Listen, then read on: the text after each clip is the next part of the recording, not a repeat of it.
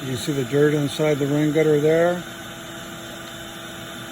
Looking through the monitor, have the camera up there.